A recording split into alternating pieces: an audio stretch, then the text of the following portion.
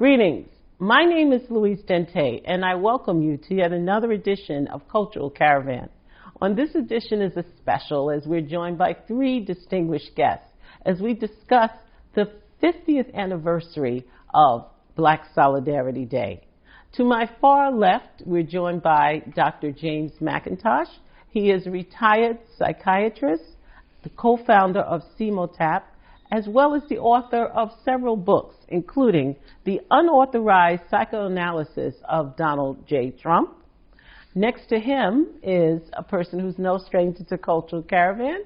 We're joined by Raymond Dugue. He is the second Assistant President General of the UNIA. And last but definitely not least is Basir Mchawi. He is a distinguished educator, retired educator, mind you. He's also a cultural educator. He's a host, radio talk show host, and he is a co-founder of an organization known as Ujima Pan-African Media Archive. Welcome to Cultural Caravan. You know, one of the things that I really felt, and this really touched me, was the discussion about Black Solidarity Day, particularly here in 2020. But before we get into the holiday and the significance, let's talk about the man behind the holiday, Dr. Carlos Russell. Basir, can you kindly just give us a little review of who Dr. Russell was? Well, Dr. Carlos Russell was born in Panama in 1934. He came to the United States in 1955. He was good in school, so one of the things he did is he excelled in education, but I believe that he was influenced by the Honorable Marcus Garvey. All right, the Honorable Marcus Garvey had organized in Panama. There was a large chapter of the UNIA, and I believe that that really influenced Carlos because when he came to the United States, he began to organize in the black community here. He did numbers of things, and over his lifetime, he held a lot of positions. At one point, he was the United Nations ambassador from Panama. But while he's doing all these things, he pursued his doctorate, he was a scholar and an educator. He came up with the idea of having a day of absence. This idea comes from a Douglas Turner Ward play called A Day of Absence. And he said, well, Carlos, why don't we go ahead and organize our people so that for one day, they would stay home from work, stay home from school, and don't shop. And he determined that a good day for this would be the day prior to Election Day. So what happened back in 1969 is it was the first Black Solidarity Day. And in the early days, people from the community heeded the call. And people would stay home from school, they would stay home from work, and they would not shop. Sometimes either the evening before, or sometimes on the weekend before, or on the day of, in the evening, there would be a program by which people from our community would actually go ahead and come together. And there would be speakers and political education, of course, and entertainment. And if we think back in time, in some instances, we would pack places. I remember the East organization that I was a member of. We did a Black Solidarity Day at New York City Technical College, which has a seating capacity of 1,000. And we did a Black Solidarity Day program, and we had standing room only. So our people responded. And over the last years, I believe that the day has kind of fallen a little bit out of the public discourse a little bit. And one of the things that we're attempting to do this year is bring it back, because Dr. Russell believed, we believe that we need unity. You know, here it was, this man from Panama, clearly a Pan-Africanist, said that we in the United States needed to go ahead and organize and come together. Carlos did a lot of other things in his lifetime. He was a playwright. He ended up being a good friend of mine. He was a writer. He used to write for a magazine called The Liberator, which was edited by someone, published by someone named Dan Watts. And he was a playwright. And he was also, interestingly enough, he was one of the people who invested, along with Percy Sutton, in radio station WLIB, WBLS. These had been radio stations that had been white-owned, and Percy Sutton put together a group to purchase those stations. It's quite interesting that that happened, because here we are in 2020, there is no black-owned radio station in New York City any longer. So Carlos was a visionary. He, interestingly enough, had a radio program on WLIB on Sunday morning. Sunday morning had a strip of programming, which was their public affairs programming. Carlos had a program called Thinking It Through.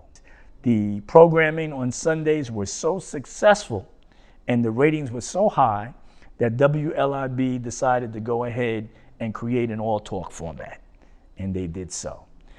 The irony of it is that all of us who had created these programs on Sunday, when WLIB went to the all-talk format, we might be guests at some point, but we were no longer the hosts.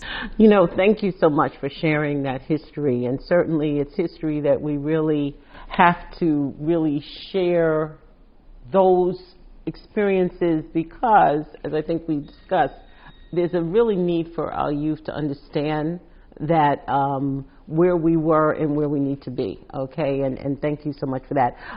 Dr. McIntosh, there is a, right now you and a group of others are in the process of organizing around a very large celebration. Tell us about these efforts. Okay, well, immediately after the last Black Solidarity Day celebration in 2019, some of the people said, look, we need to revive it the way it used to be. And the way you do it is not to just 30 days before the holiday announce that we're going to have it again. We need to educate people about what it's for, and we need to start working early. So we started at the end of 2019. We've been having we had a series of live meetings before the pandemic, and the meetings have grown and grown with representation from various organizations. The issues involved in Black Solidarity Day include unity, resistance, and power.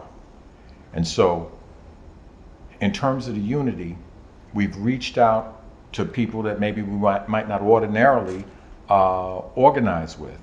We're trying to get rid of some of these feuds that have existed for maybe 60 years, literally 6 decades. We have some major organizations that have had feuds. And we're trying to get away from people being resistant on the basis of their religion or their ideology or whatever. We want unity. We want black unity. If you're for black people and you want to advance black people, you want black people to have power, and you want to show resistance to the oppression that we receive, we feel these are the reasons to unify. And we've had representation from the National Association of Kawaida Organizations, from CEMOTAP, from the Nation of Islam, from the December 12th movement, which has been a prime group organizing this, and many other organizations, WADU, many organizations, and we're growing. Every week during the COVID crisis, or every couple of weeks during the COVID crisis, we're meeting via telephone with a conference call. Mm-hmm. And we've recently gotten a Facebook page. The page is called Black Solidarity Day, Dr. Carlos Russell. That's the name of the Facebook page. If you just put that in a browser, you'll find it. And people have been sending in pictures related to Dr. Carlos Russell, articles related to Black Solidarity Day, especially past celebrations and anything else related to us getting our people unified.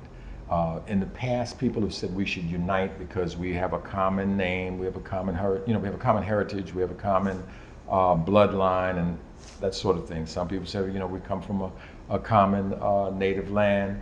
We have some of the same problems, but really the reason we need to organize and unite now is for something much more basic, and that is survival. We've seen basically how vicious the attack has been on our people. The COVID-19 pandemic, the police murders, problems with food and water and pollution. Black areas are where they put all of the bus terminals, where they put the dumping grounds, where they put the sewage plants that they're going to clean the raw sewage and that sort of thing. And so we have a number of things that really threaten our very survival. The miseducation of our people not even being literate by the time they are high school age. These are some of the things that we have to unite about. We got to put these small quarrels to the side, just deal with the things that we can deal with. So one of the things we've done is we're not dealing with the controversial issues between us. We're dealing with the things we can agree upon. Everybody agrees that we need health. We need health care. Everybody agrees that we don't want to be murdered. We don't want to be incarcerated.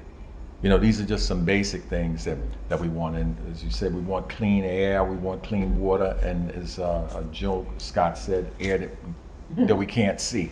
Exactly. So this is what we've been getting together on, and I think that we will have a successful Black Solidarity Day of absence.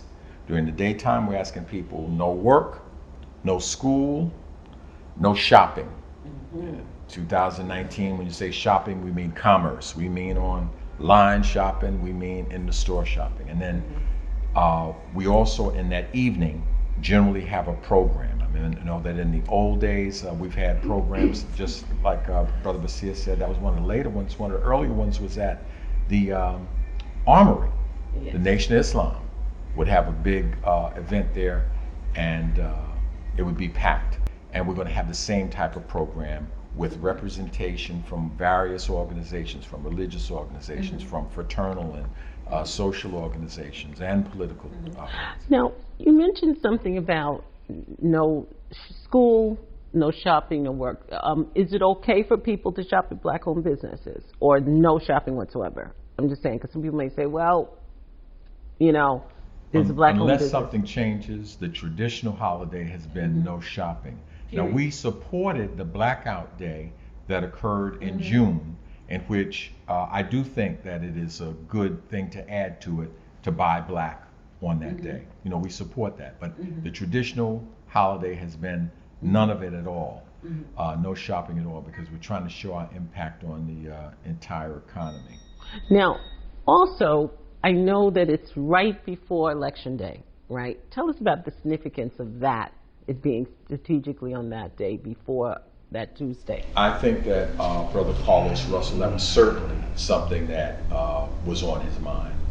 And it's not necessarily that we're talking about this party or that party, or the Democrats or Republicans, but we're talking about candidates who will be representatives of the community rather than just politicians. Some people say that synonym for the word politician is a prostitute, and many of our elected officials operate in that way. We have very few representatives.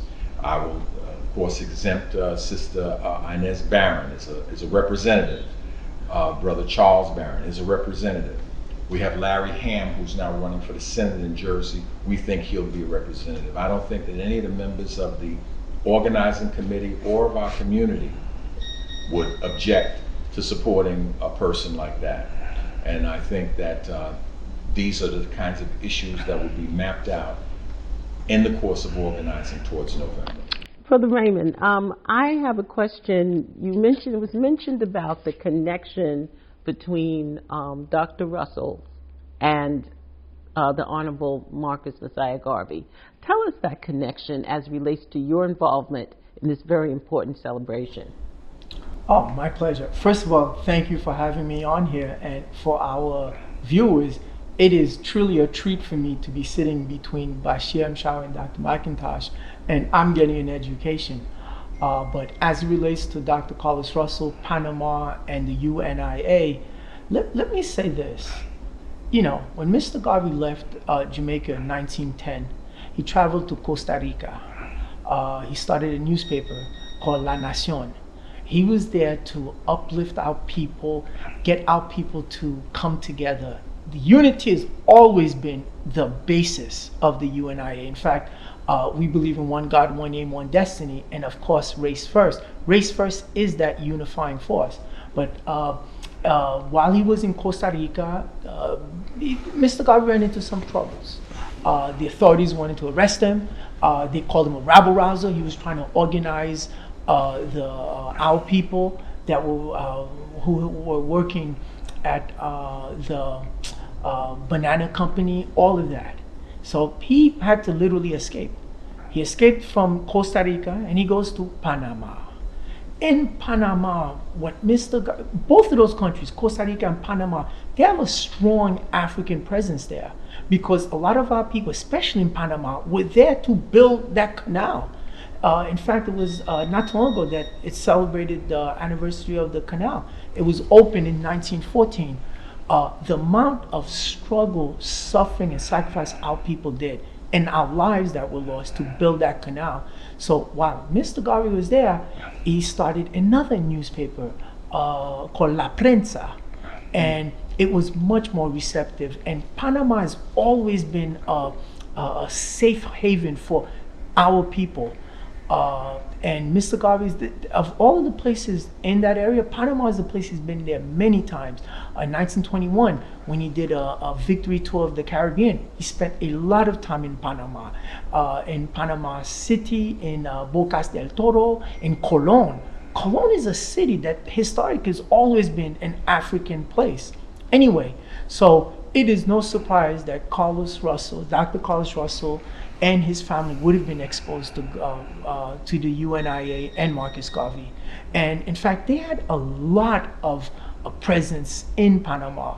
And so with Dr. Carlos Russell, yes, having been exposed to Mr. Garvey and understanding what Mr. Garvey, what the UNIA was pushing, you know, the whole concept of race first, that for all things social that man has done, man can do. And right now, we are at the bottom, but it doesn't have to be. And plus, we have a large, long, rich history where Africa was on top of the world. In fact, everybody used to go to Africa to study. That was like known for everything. And so what Black Solidarity Day, what Dr. Carlos represents, is the continuity. And I think Dr. McIntosh hit it on the nail where he said, it's more basic. We're talking about survival for the continuity of our species, because we're being attacked everywhere, and at home and abroad. So as it relates to Black Solidarity Day, we fully support it. And let me say this, in August, we'll be celebrating the 100th anniversary of the first international convention of Black people, of Negro peoples of the world. On August 13th of 1920, we came out with the Declaration of the Rights of Negro Peoples of the World. There are 12 complaints and 54 articles. The Article 53 states, for Black Solidarity Day, August 31st shall be a holiday for all Black people to come together. Meaning, there is no doubt in my mind that Dr. Russell was aware of that, and he decided to use the day before the election because, for obvious reasons, people were already galvanized, and why not seize that opportunity? So we support the concept, and we're all in. When you think about how important it is that we really continue to build upon something, a movement that started 50 years ago, we also know that on the other side of the dial, there are people sitting in the audience, some of them even the ages that some of us are, as well as some that are much younger, who are just for the first time, even knowing that this holiday exists. At some point, people stopped understanding the purpose Okay, I remember as a young person these celebrations, and then at a certain point you stayed home, but people stopped understanding why they were staying home, and then all of a sudden they were doing other things. How can we keep our people, first of all, educating those who don't know and understand the importance, as well as keeping them focused and committed to the purpose of what the day represents? So educating on those that don't know, as well as keeping people sustaining the holiday or the recognition. So that's the two questions I have. Anyone want to take that one with Basir? Well, let me just say that the original intent was to not only bring our people together, but to literally paralyze the structures here. That our people were doing work in all kinds of essential services, and if in fact they were not there, that much of that work would not happen. So our people have talked at different times about the idea of the general strike. So this was a way to go ahead and achieve the general strike, but using our unity as the methodology of bringing our people together. So it's not a specific political demand, which means that our people, despite their political differences, can come together under the idea of we as a people need unity. And obviously, in 2020, we need unity probably as much as we've ever needed it, as we see what's taking place not only here in the United States, but around the world. So from that perspective, that was what was supposed to happen. And in Douglas Turner Ward's play is that when Day of Absence, when our people disappeared, that white people didn't know what to do in the play. They were totally paralyzed because all of the things that our people did for these others didn't happen. Looking at the fact that we know that the power of the black dollar, the power of our money, and unfortunately not having people, I'm talking about, just globally, but let's say right here in the United States, organized in a way in which we can say, okay, look, we're going to bless or punish a situation or institution that's not respecting us, discriminating against us, brutalizing us, is not going to get our money.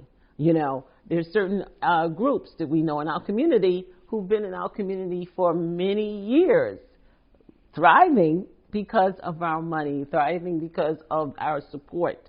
I know that one of the bold moves, particularly that the UNIA has done, is set up a business, particularly a store, The Rock, and I'm going to give you a chance to talk about that shortly, that actually gives us a chance to have a space where we can actually go and spend our money amongst ourselves. So I guess the question here is, first and foremost, the great thing is getting people to understand the history of this, that it's not something new, that we've been doing this for over 50 years, we've been doing it beyond. But now, how can they now take the power of our dollars, our resources, and use it towards building our community infrastructure? Brother Raymond, how is it, and particularly talk a little bit about how you feel we can use this opportunity to build, to get our people to invest in themselves? Whether you're talking about COVID-19, whether you're talking about police brutality, whether you're talking about the health conditions, the lack of sanitation, the air and the water pollution, or all of it comes down to the fact that we, Africans in these United States, as well as other parts of the world, but since we're here in North America, let's talk about our conditions here. No one is coming to our rescue. Mm-hmm. No one. And all of these are just symptoms of a real problem. The problem is we do not have any power at all, that we are universally oppressed because of our race. So any solution must involve race, and it must be first. So Mr. Garvey's got a very, very fantastic approach. What he says is, guess what? We can mourn, we can complain, or we can organize. Like you've mentioned, in our communities, there are a whole bunch of people who can come in our communities. They just got into the country without a dollar to their names. They can set up camp and they can become affluent overnight. Whereas it doesn't work for us that way. So guess what? We just say, let's pull our resources, let's organize.